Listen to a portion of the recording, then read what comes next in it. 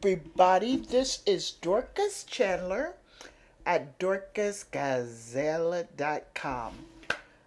I'm hoping that your year has started out well, and if there's been obstacles and things in your way, that just know that those are the things that help build us.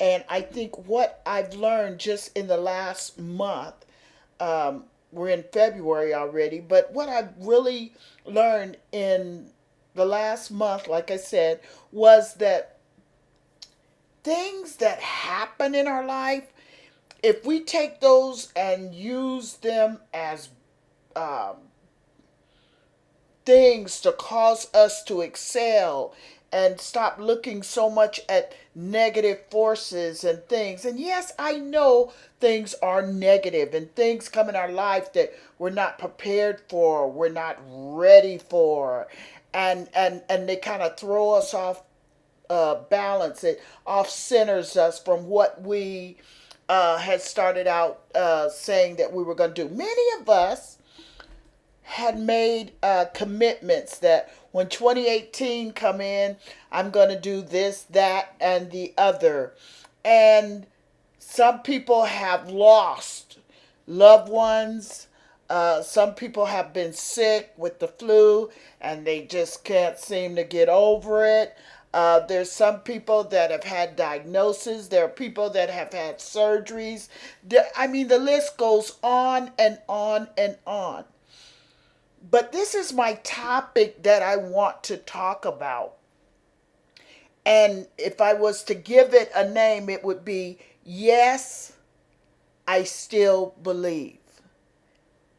I'm going to say it again. Yes, I still believe. I still believe that what I'm doing is the right thing to do. Believe what? What is it that you're supposed to be doing? I believe that the things that have been spoken in my spirit and regarding my eating right and exercising and sleep that I've talked about, I still believe that those things are true. And I think I reported on the last taping, I said how that, I wanted a walker to walk outside, and then the walker was delivered. A friend let me use hers. And so, I'm ready and I'm all pumped up that in January I'm going to be walking outside. And then all of a sudden, they're doing construction here. The property had been sold, and they got all these big trucks, and they got all this dirt, and they got all this stuff outside, and so I'm looking outside, and I'm keep looking outside, and they keep working, and they keep working. They're working in the front. They're beautifying the place. I mean, it looks really nice, but they're raining on my parade. I was going to use the driveway to walk up and down, or even in the courtyard here, but I can't do neither one of them. And so I was like, man, I this was my plan. This was my goal, that I'm going to start doing this because I'm excited, about my new beginning. I'm excited about making new memories. In fact, on my calendars that I made, I got one of my calendars, and I said, for every month, I charted on each month that I'm going to do something different.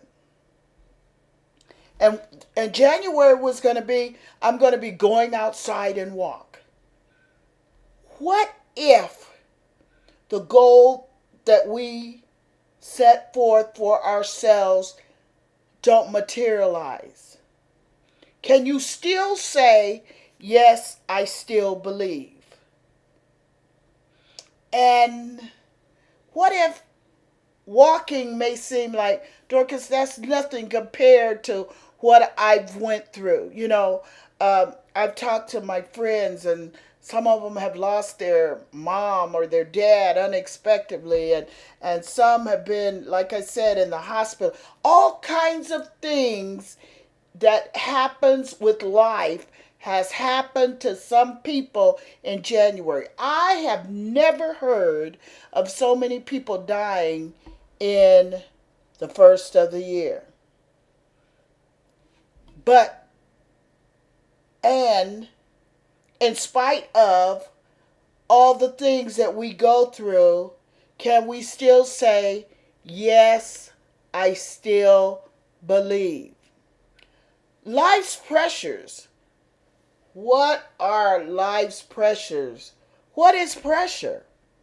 It's a continuous physical force on an object by something in contact with it. It's a force that will just push and push and push. And it tries to intimidate us. It tries to influence us. It tries to persuade us to stop doing what we know that we believe.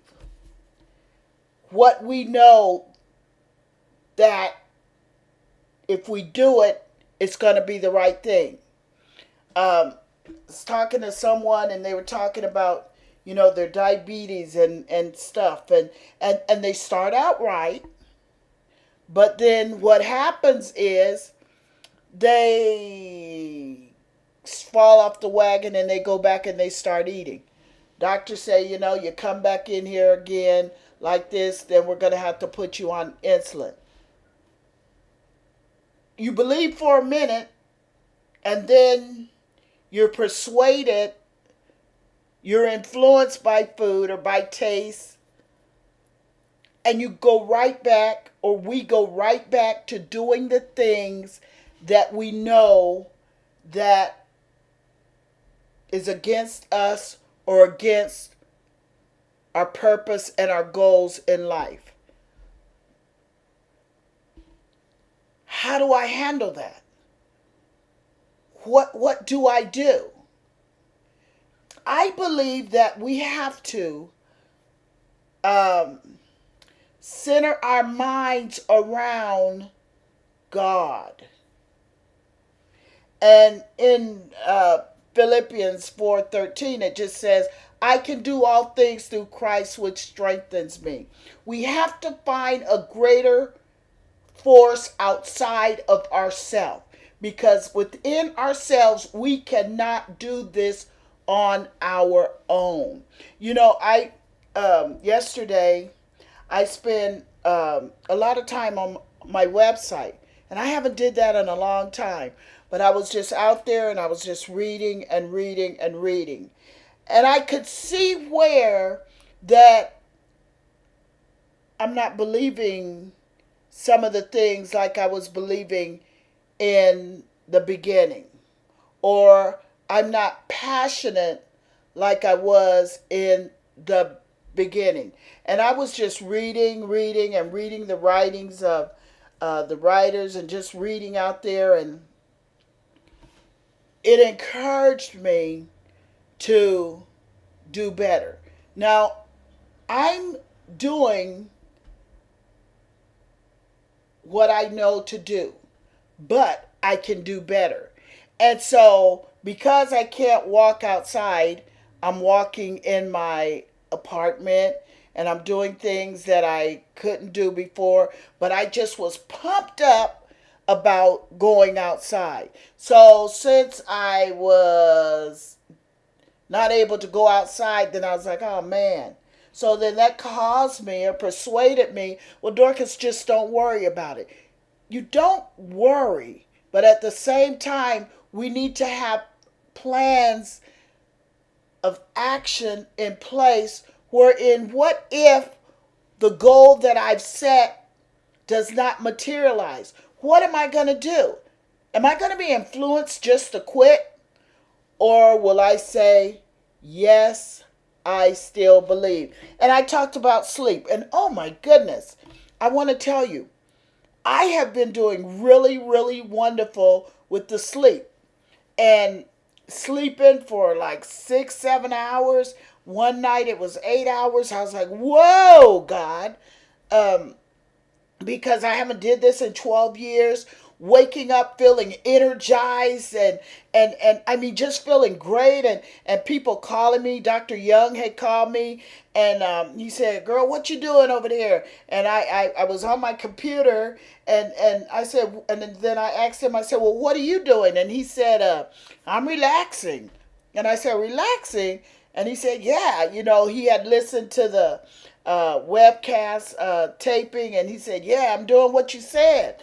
He said, because I got a seminar the next day, and so I'm relaxing today. And then I had another person that was email, whatever you called it, Facebook me on Facebook, and was talking about how that they were really encouraged with the three stages of sleep, and people are really, I mean, this, and every time I say the same thing, but I think this, the last tape that I taped with Facebook, at least I know I got a lot of response because a lot of people are not sleeping well. I had no idea that it was that big of a deal, but it is a big deal. Now, let me tell you this. I'm just pumped up and I wake up in the morning and I'm feeling good and woo! The last week of December, the last week of January, I'm sorry, the last week of January, I'm pumped up about sleep. I don't have anything in my bed. I'm turning off my TV. I have no pins in the bed. And I'm just feeling great. But the last week of January, I catch a cold. Oh my goodness. And everybody around me has been sick. And I'd be like, get away from me. And so I just figured that I'm not going to catch it.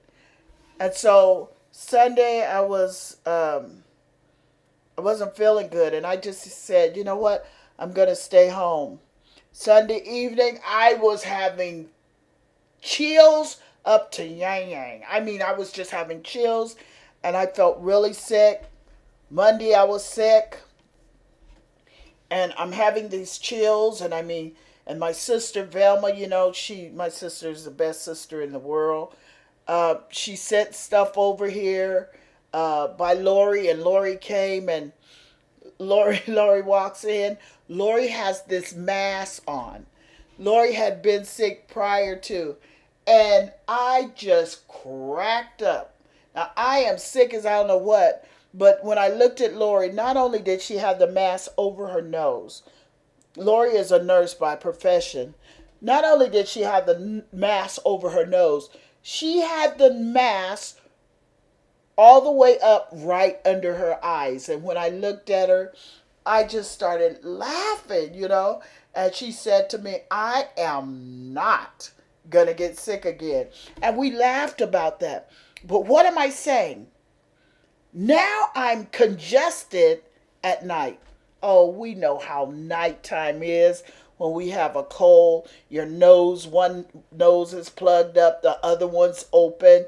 And so now my sleep is being altered because something that's going on in my body.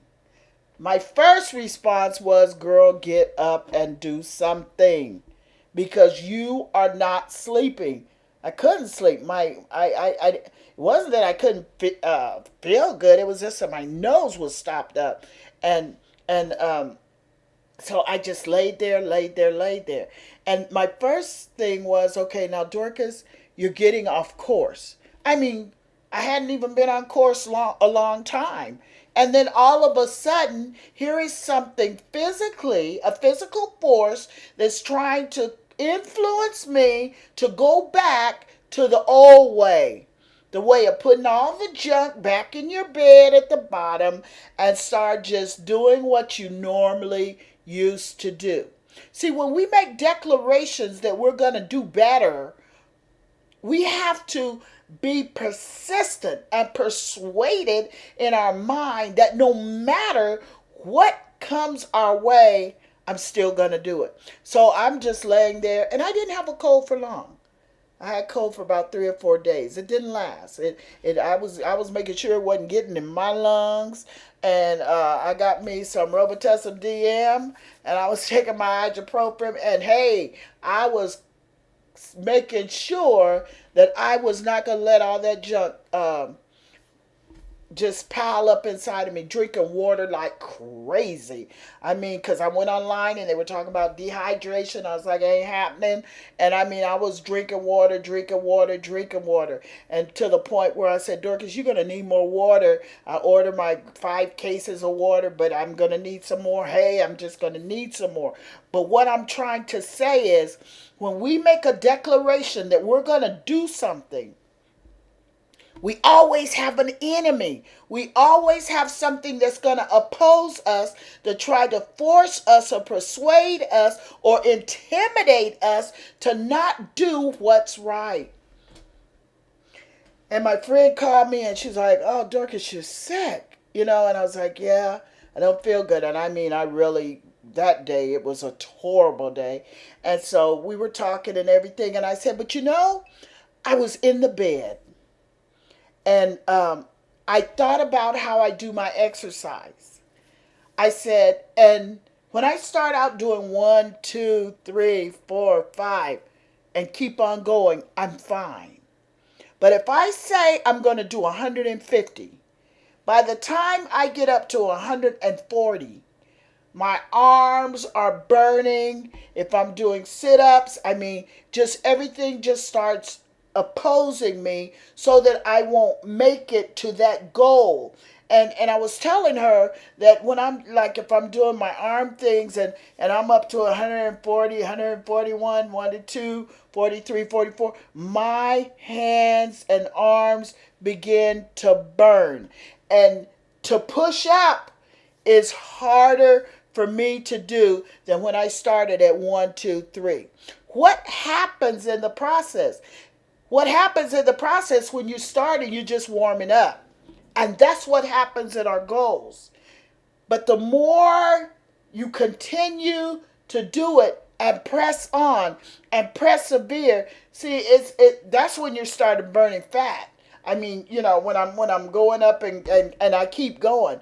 And then once I hit the 150 mark, I just exhale, inhale, and I just lay there for a minute. Then I get up and then I'm doing stretches to stretch myself and just get my breath.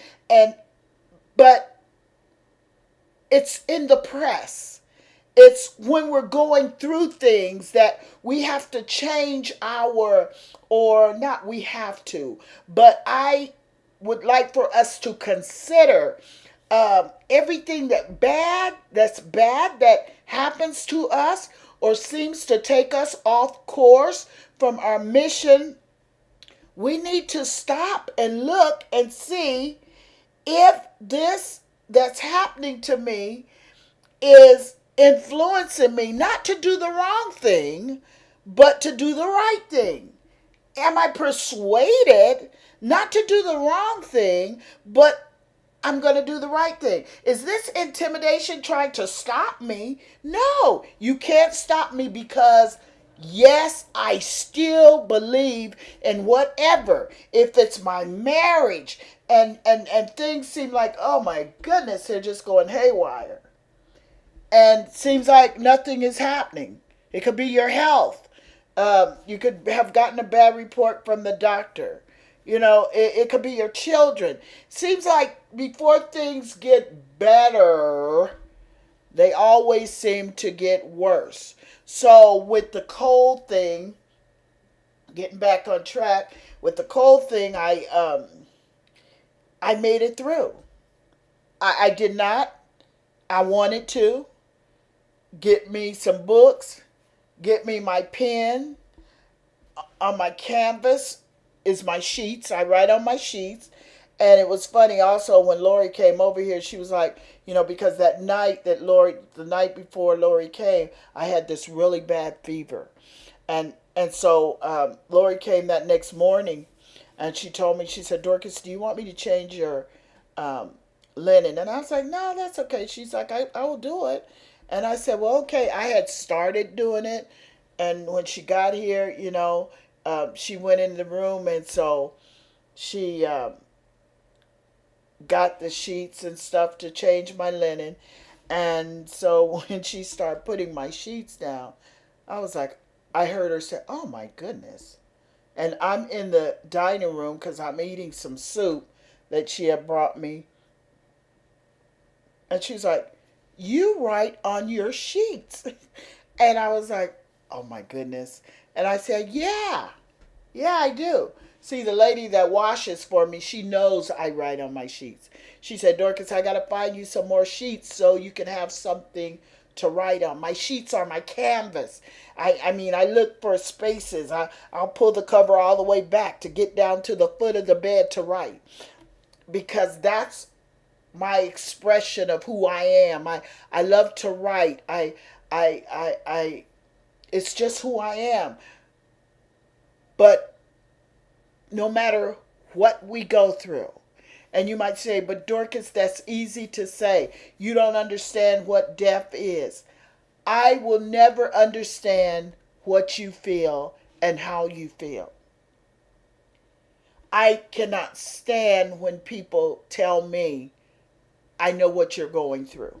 And the reason why I can't, let me tell you this, is because, when my parents and all this stuff, and I lost, I had all these deaths at all this time, and people would say, I understand.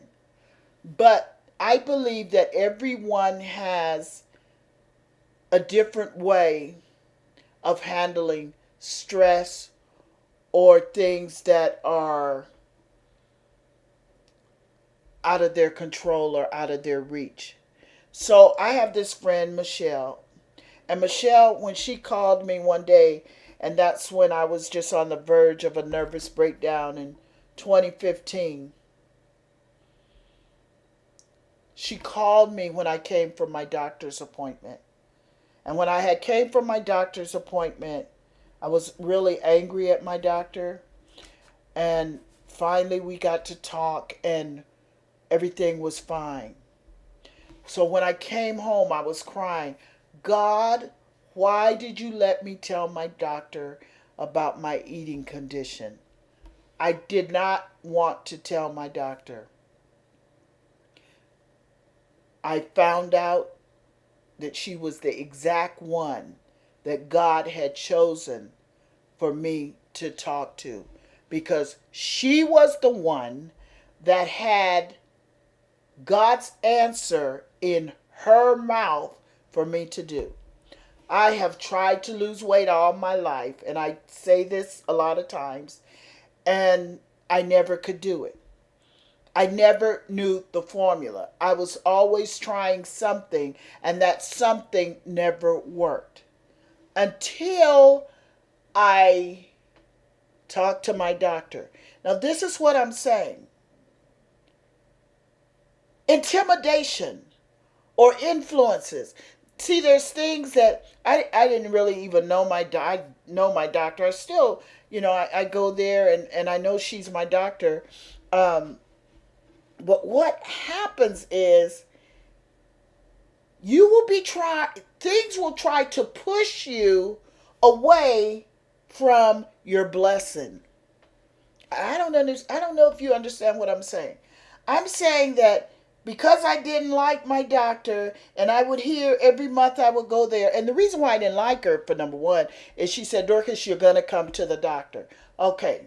She made a declaration. She's telling me what I'm going to do. I don't like it. She don't care. Whether I like it or not, if you're not coming to the doctor, go somewhere else. And that's just the demeanor that I got from her. So, and I didn't like it. And because no doctor have ever challenged me, and she did. But it was God allowing her to do that, because if she wouldn't have did it, I wouldn't be going to the doctor today. So when we are pressured, the pressure is good sometimes. Now, not extreme pressure that's going to drive you out of your mind. That's not what I'm talking about. But I'm talking about some stress is good because it propels us into the next level of our life. And so here I am, don't like going to the doctor, never have. And my doctor was the one who had my answer. What am I trying to say? A lot of times we walk away from stuff because it don't seem like that it's working for us, or we walk away from stuff because we don't like it. And every time I would go to my doctor, I mean for years, I would hear God say, "Don't leave." And I would always say, "I'm getting me another doctor. I don't like her. I don't like the way she doctor. I know nothing about her. It ain't got nothing to do with her personally. I don't like the way she doctor." She was the very person that I needed for my personality. And sometimes the very thing that we need to see if you still believe all these years, Dorcas, that you can lose weight. I always believed, I just didn't know how. And here I am on the verge of a nervous breakdown, had already went to Weight Watchers, over 400 pounds, sitting there for about 6 weeks, and every time I would go, I would only have lost 1 pound. Give me a break. And I talked to the man, and he was boring me out of my mind. I was sitting there, I was like, why do we come here and listen to this man? And everybody, you look around and you can tell everybody's bored, but they're sitting there. And so that didn't work for me. Things in life, I'm trying to tell you, I'm trying to report the story as best as I know how. Things in life can come our way and trigger certain emotions, and every negative thing is not negative, but it is negative. It takes a negative and a positive to create life. So when I would want to walk away, God would say, "Don't leave." And I would say, "But God, why? Why can't I leave and get another doctor?" Because God had the greater plan for me. He had the greater plan for me. So because I was obedient and I just stayed there, and every time I would go in, I would tell Lori. Lori would take me to the doctor. I gave away my car in 2015. I mean, in 2015, that's the worst year of my whole life. I'm telling you, I did a lot of things, but 2015 was very rough and difficult for me. But I still believed. I still believed that God answered prayer. I still believed that God was going to work it out for me. And yet there were times that I was trying to get to the bathroom, or I was trying to get my food, or I'm trying to get dressed, and I'm crying because my back and my legs don't want to work. Can you still believe when the outcome does not look like it's in your favor? And I'm telling you, after I start doing what my doctor told me to do, and then I'm quitting, I came home and God told me, "Do what your doctor told you to do." And I was crying, and I was laying on the bed, and my phone rang, and it was Michelle. And Michelle was talking to me, "Dorcas, a girl, I went out shopping and she did this, that, and the other." And I was listening to her, and I was like, "Oh, okay." And then all of a sudden she said, "Dorcas." I said, "Yeah." I was faking it till I make it. She said, "You don't sound like yourself." Oh, yeah, yeah. And I had just come from the doctor. And so she said, "You told me you had a doctor's appointment. How did it go?" Oh, yeah, yeah. It was okay. And I was crying my eyes out. And she said, "Dorcas, I know you're close to sharing things about yourself." She said, "I noticed that about you, that you're guarded." She said, "I get that because of who you are." Who in the world am I? I'm on the verge of a nervous breakdown. Really? I don't think so. So she said, but Dorcas, I said, yes, I'm here. That's all she said. I'm here. She didn't say, I'm here for you. She just said, I'm here. She did not say another word on that phone. She just sat there. And I began to cry. And she didn't say, Dorcas, what's wrong? She just sat there. And I learned so much from Michelle that day. Because how many times have Dorcas tried to give people their answer? And really, the answers that we need come from God, and they're already inside of us. And Michelle just sit there and let me cry. I began to talk. I began to weep. She said not a word. And I talked and talked and talked. She stayed on the line as long as I needed. And I told her I need to get off the phone. She said, okay, Dorcas, I'm here. Sometimes we just need somebody to just be there. I don't need you to tell me what to do. You can. There are some good information. People do have things that can help us. That's not what I'm saying. But sometimes when we're in the thick of pressure, we need to kind of step out of it a little bit, look back and see what's happening with our life, see what we need to do or what we can do better. And then once we find out what we can do better, then we need to try to do it. It's good to talk to people. That's not what I'm saying. Michelle talked to me a lot of times. And I appreciate that. And this is what I want to say in my closing. God will always put people around you in your darkest moment. And that's for people who have lost loved ones. I can't tell you because I done lost my mama, my daddy, and this, that, and the other, that I understand what you're going through. I can tell you this. I understand loss and how it affected me. I can tell you that. And what I learned from my loss was that if you don't get the proper healing that you need, you'll stay in that situation longer than what you need to. There's a time for grieving, and there's a time to go on. I'm at a place now that I can go on. Life pressures are just part of life. And I understand that now. Not saying that I'm jumping up and down when things don't go my way. That's not what I'm saying. Not knowing what February is going to bring. I have no idea. Forget next month. I don't know what tomorrow is going to bring.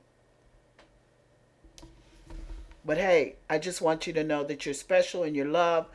And I just wanted to come back and let you know that life is sweet.